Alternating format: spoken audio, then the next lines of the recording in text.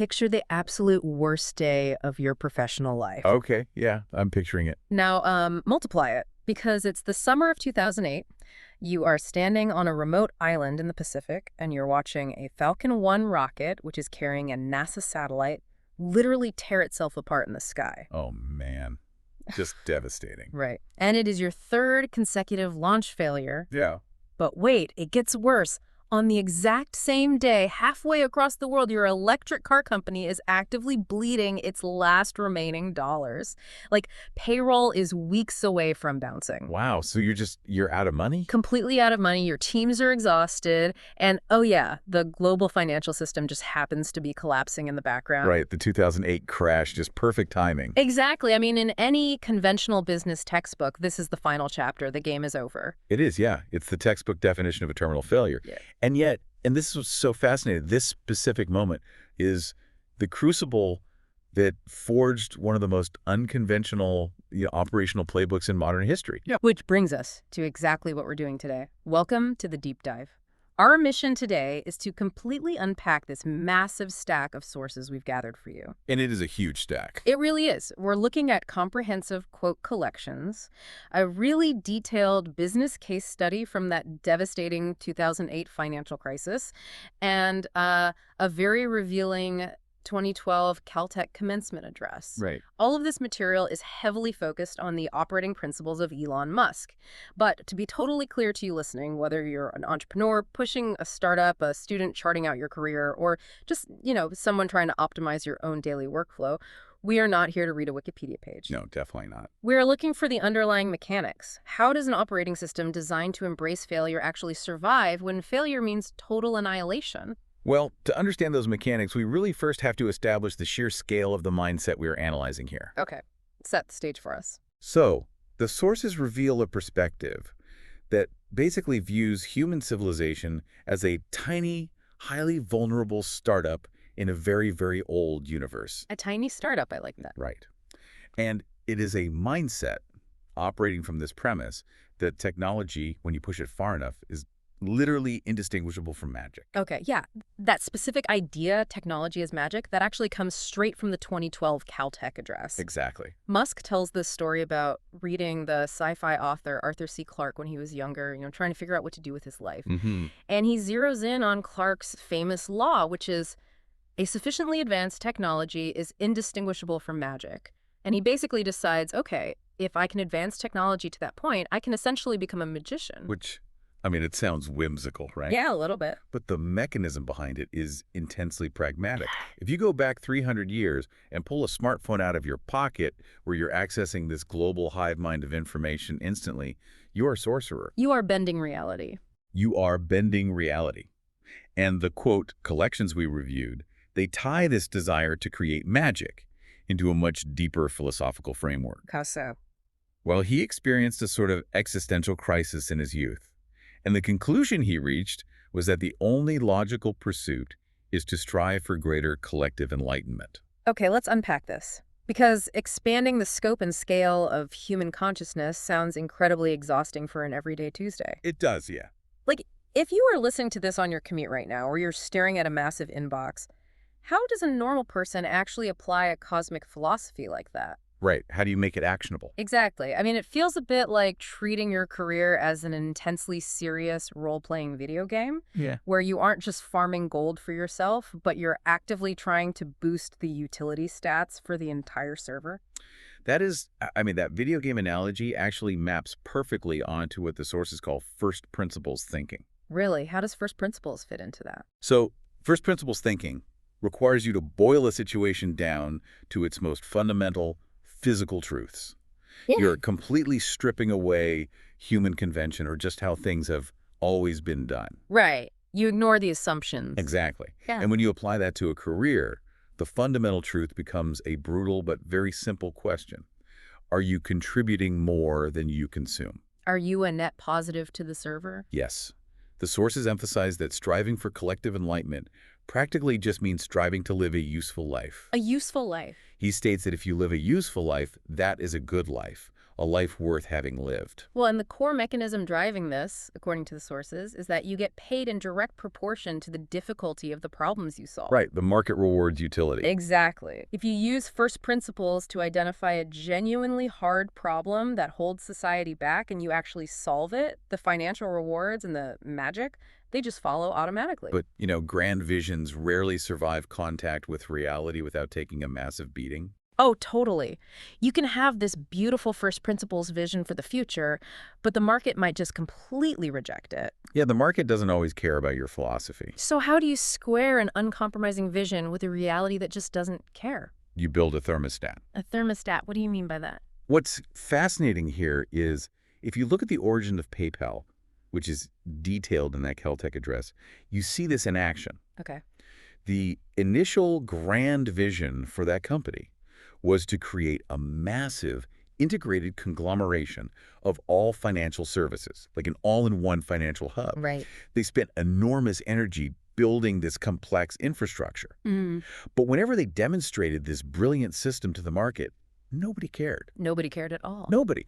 The market only cared about one tiny, relatively simple feature built on the side, which was email payments. Which, I mean, that introduces a massive psychological hurdle. Oh, absolutely. Because for the listener right now who has maybe spent 6 months or even 6 years building a product or a feature that nobody seems to want, how do they mechanically differentiate between giving up on my vision too early and actually adapting? Right. When do you pivot? Yeah, it's like spending years perfecting a 5-course gourmet tasting menu, but your customers only want to buy your complimentary garlic bread. That's a great way to put it. Do you sell the bread? Because Musk is famous for his audacious, unyielding visions like going to Mars. Yet his first massive financial win came from literally abandoning his main idea. Well, the difference there lies in a concept called the closed-loop feedback system. Okay. And a thermostat is a perfect closed-loop system. It has a goal. Right. Right? Keep the room at 70 degrees. Right. But it doesn't just blindly blast heat because it has a vision of a warm room. It constantly reads the actual temperature of the environment, compares it to the goal, and adjusts its output. It adapts to the data. Exactly. It has zero ego about whether it needs to use the heater or the air conditioner. So the vision is the destination, but you cannot be romantic about the vehicle you use to get there. Yes, that's exactly it.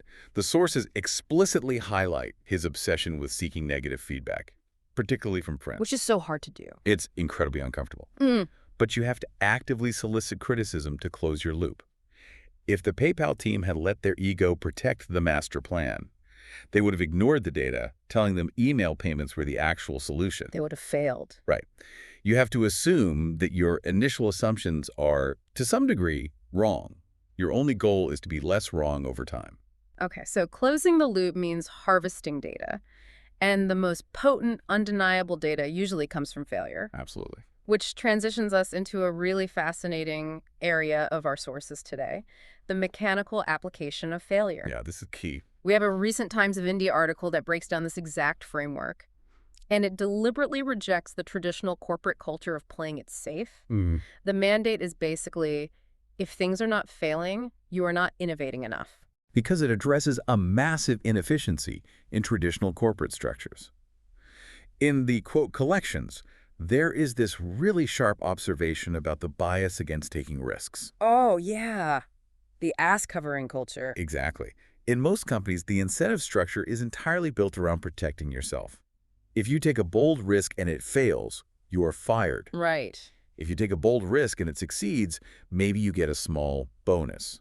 So the math tells employees to only tackle easy, predictable problems. Which totally kills the net useful output. Yes, net useful output. And the sources use this great analogy for it. It operates a bit like a baseball season. Okay, how so? In baseball, what you care about is the overall batting average at the end of the year. Individual at-bats don't really matter. You can strike out 50 times, but if your net average is high, you are a phenomenal player. Okay, I understand that in software development, right, or consumer apps. Pushing a bad line of code is a strikeout. You just issue a software patch. Right, it's cheap to fail. But I have to push back hard on this when we talk about orbital mechanics. Fair enough. Because in rocket science, a strikeout means a multi-million-dollar piece of hardware raining fire over the ocean. How do you mechanically tolerate a culture of constant failure when the stakes are literally explosive? This is where the Caltech address provides an incredible lens on systems engineering. The core problem with rocket engineering is that it is essentially like writing incredibly complicated software that you can never run as an integrated whole, Oh, wow. right? Yeah. You can never test it on the actual computer it is intended to run on until launch day. And yet, the very first time it boots up in that violent real-world environment, it must execute with absolutely zero bugs. Because you don't get to issue a software patch when the rocket is going Mach 5. Exactly. So how do you solve that tension? How do you maintain a high net useful output without destroying the company? How do? You move the failure to the laboratory. Ah, okay. To avoid a catastrophic failure on the launch pad, you absolutely must tolerate and actively mandate rapid failures during the design and iteration phases. You put a valve in a test chamber and you push it until it physically shatters. You need it to fail so you can harvest the data of its exact physical limit. You're basically buying tuition with those small failures. That's a perfect way to look at it. The Times of India piece makes it clear that failure is irrelevant unless it is catastrophic. The real danger a visionary company avoids isn't failing. The real danger is stagnation. Right. If you punish small failures, people stop pushing the limits. Exactly. Innovation just stops. But here's where it gets really interesting. It is brilliant in theory, right? The lab failures buy you the data to succeed on the launch pad. Right. But what happens when the failure escapes the lab? What happens when you strike out on the launch pad 3 times in a row and your company is facing absolute destruction? Which brings us right back to 2008. Yes, let's bring this back to that nightmare scenario we started with.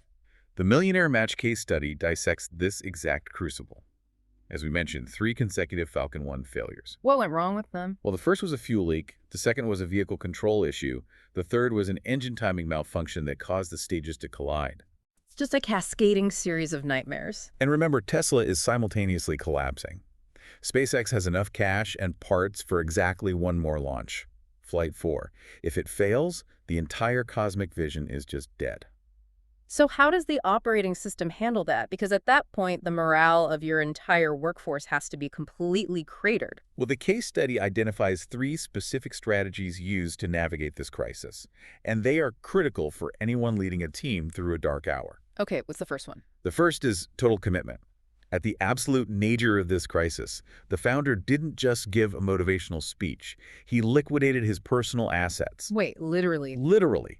We are talking about selling private jets, borrowing against personal real estate, and taking his personal bank account down to 0 to pour the last remaining tens of millions into SpaceX and Tesla just to keep the lights on. He went completely all in. I mean, the psychological impact of that on a team must be profound. Oh, it changes everything. When you're an engineer worried about making your mortgage payment, and you see the billionaire founder literally risking personal bankruptcy right next to you, that completely alters the dynamic. It forces a shift from fear to shared destiny. It builds an unbreakable bedrock of trust. Wow. Okay, what was the second strategy? The second was hands-on leadership. He did not retreat to an executive suite to manage the crisis via spreadsheets. He physically relocated to the factory floor. Like he was down there with the engineer. Sleeping on the floor. He was working directly with them, analyzing the telemetry of the failures, and personally inspecting the anodized parts of the rocket to ensure quality control. See, I can hear traditional management consultants screaming about micromanagement right now. Why is a CEO inspecting rocket parts? Because of feedback loop latency. In a crisis, time is your absolute most precious commodity. Right. If a CEO relies on reports that filter up through 3 layers of middle management, the data is stale by the time it arrives. It's too slow. Way too slow. By placing himself on the factory floor, he reduced the latency of the feedback loop to almost 0.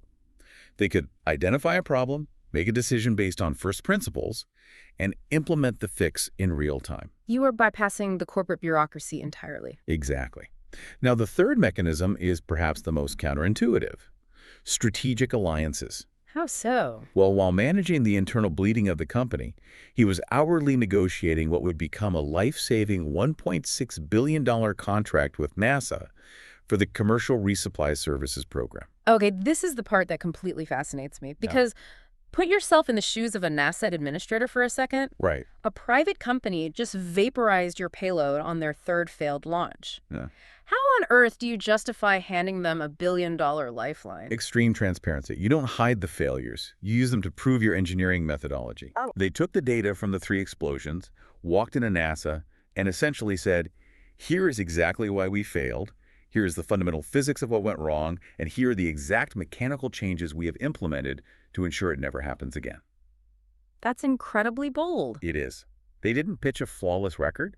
They pitched an incredibly fast, highly rigorous, closed-loop feedback system. They proved they knew how to learn. Yes, and that transparency secured the NASA contract, which fundamentally changed the narrative. It brought in investors like Google founders Larry Page and Sergey Brin, and it provided the runway for Flight 4, which ultimately succeeded and made history. Incredible. So exceptional leaders don't merely endure a crisis. They use the intense heat of the crisis to burn away inefficiencies, flatten their feedback loops, and forge alliances precisely when they appear to be at their absolute weakest. That's the overarching lesson, yeah. Okay, so they survive the crucible. They prove the concept. And over the next decade, they scale up from the tiny Falcon 1 to the massive Falcon 9. They dock the Dragon spacecraft with the International Space Station. They revolutionize the industry. They really do. But looking at the sheer psychological toll of all this, the brink of bankruptcy, the stress, the constant risk of catastrophic public failure, you have to ask, why invite this level of chaos into your life? Well, the quote collections show he actually finds the alternative terrifying. Really? Yeah, he mentions that the idea of just retiring and lying on a beach sounds horrifying, that he would go out of his mind with boredom. He requires high intensity. But it's not just adrenaline seeking, right? Because the Caltech address contains this hilarious and incredible story about the actual origin of SpaceX. Oh, yes. And it completely reframes the why behind all of this risk. Can you walk us through the Oasis mission? Because I assumed he just always wanted to build a rocket empire. That is the most surprising part of the origin story. He didn't start out wanting to build rockets at all. No. No. In 2001, he was actually looking at the NASA website, expecting to find a schedule for when humans were going to Mars. And he couldn't find anything. Nothing. He realized the momentum of the Apollo era had completely stalled. So his initial plan was essentially a massive public relations stunt called the Oasis mission. A PR stunt. Literally. He wanted to buy a rocket, send a small robotic greenhouse to the surface of Mars, and hydrate some seeds in a nutrient gel. Just to grow a plant. Just to grow a plant. The entire goal was simply to transmit a photograph back to Earth of a green plant thriving against the red Martian dirt. That's amazing. She hypothesized that the public would be so captivated by the first life on Mars, the furthest life has ever traveled, that they would demand Congress double NASA's budget. He was just trying to be a lobbyist with a really, really good visual aid. Precisely. And to execute this, he needed a cheap launch vehicle. So he actually traveled to Russia in 2001 and 2002 to negotiate the purchase of refurbished intercontinental ballistic missiles. Wait, ICBMs. Yes. He was sitting in rooms with Russian aerospace officials, telling him he wanted to buy their biggest ICBMs, but they could, keep the nukes. Oh my God. I can only imagine the Russians looking at this internet millionaire in his 20s thinking he is completely insane. They absolutely did. They spat on his shoes at one point. Wow. But during this process of trying to negotiate for these rockets, that first principles thinking kicked in. He began to break down the cost of the raw materials of a rocket. Like the aluminum and stuff. Right. The aerospace-grade aluminum, the titanium, the copper, the carbon fiber. And he realized the raw materials were only a tiny, tiny fraction of the price of the finished rocket. So the fundamental physical components were cheap. The human convention of how rockets were built and discarded was what made it expensive. And that was the pivotal realization. If we connect this to the bigger picture, the obstacle to becoming a multiplanetary species wasn't a lack of human will. The United States is fundamentally a nation of explorers. The real bottleneck was a transportation problem. The cost of getting mass to orbit was astronomically prohibitive because rockets were treated as disposable. Which is insane when you think about it. Imagine if you had to throw away a 747 airplane after a single flight from Los Angeles to New York. Nobody could afford a ticket. Exactly. Nobody could afford it.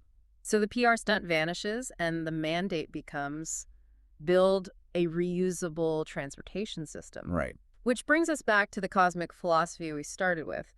Why does humanity need to be multiplanetary in the first place? What is the practical utility of that? He frames it as planetary redundancy. Planetary redundancy. If you look at the timeline of Earth, the planet has been here for roughly 4 billion years. Human civilization, measured by written language, is perhaps 10,000 years old. A blink of an eye. It is an incredibly brief, fragile window. And we are the first species in the history of the planet capable of our own self-annihilation. It's a sobering mathematical reality, honestly. It really is. Yeah.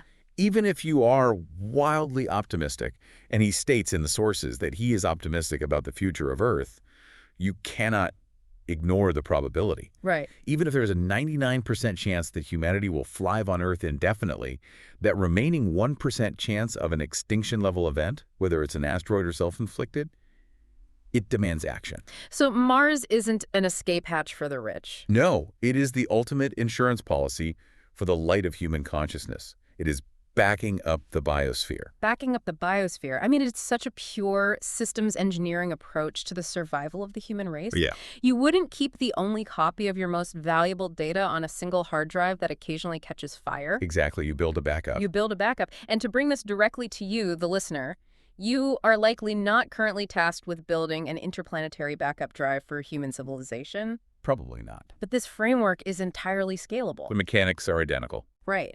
Are you building redundancy into your own career? If your primary industry faces a massive disruption tomorrow, do you have a secondary skill set, a backup drive, that can keep your personal economy afloat? That's a great question to ask. Are you operating your daily life on a fragile system that assumes everything will go perfectly? Or are you stress testing your own assumptions to ensure you can survive a shock? Applying first principles to your own life just means looking relentlessly at the fundamental truths of your situation. You strip away what you hope is true, and you build resilient systems upward from reality. So let's crystallize the toolkit we've extracted from these sources today. We started with the magician's mindset. The mandate to use first principles to do something genuinely useful, ensuring your output to the server is greater than what you consume. Next, we examine the mechanics of the closed-loop system, separating your ego from your vision, actively seeking out negative feedback, and acting like a thermostat to adjust your approach based on what the environment actually demands. Then we looked at the calculated application of failure, understanding that to avoid a catastrophic launchpad failure, you must mandate rapid, data-rich failures in the lab, maximizing your net useful output by refusing to just play it safe. And finally, the anatomy of crisis management. When the pressure is absolute, leading from the front, reducing feedback latency by getting on the floor, sharing the physical and financial risk with your team, and using extreme transparency to forge critical alliances. It is a phenomenal, highly aggressive operating system. But as we wrap up this deep dive, we want to leave you with one final provocative thought. Yeah, this is important. It is a concept pulled directly from the, quote, collections that we haven't even touched on yet, but it acts as a stark warning for anyone trying to apply this playbook. So the sources contain a brief, very pointed observation about the modern technological landscape. Musk notes that current social media AI algorithms are fundamentally engineered to function as dopamine maximizers. Dopamine maximized. Yes, they are incredibly sophisticated closed-loop systems themselves. But they're constantly reading your behavior, not to make you more useful, but to maximize the chemical hit of dopamine you receive by simply staring at a screen. Which presents a massive conflict of interest for your time. A huge one. If your ultimate goal, as we've explored today, is to maximize your own net useful output, to solve difficult problems, and to push for some version of collective enlightenment, you have to ruthlessly audit your environment. It forces a really critical question about the tools we interact with daily. Look at the screens in your life right now. Are they the tools you are actively using to build your own version of magic? Or are they just dopamine maximizers, quietly and efficiently strip mining the exact focus, energy, and time you desperately need to create it? It's the ultimate test of first principles thinking applied to your own attention span. Something to seriously mull over the next time you find yourself endlessly scrolling. Thank you for joining us on this deep dive. Take this operating system, challenge your own fundamental assumptions, and go see what kind of magic you can build in your own world. Until next time.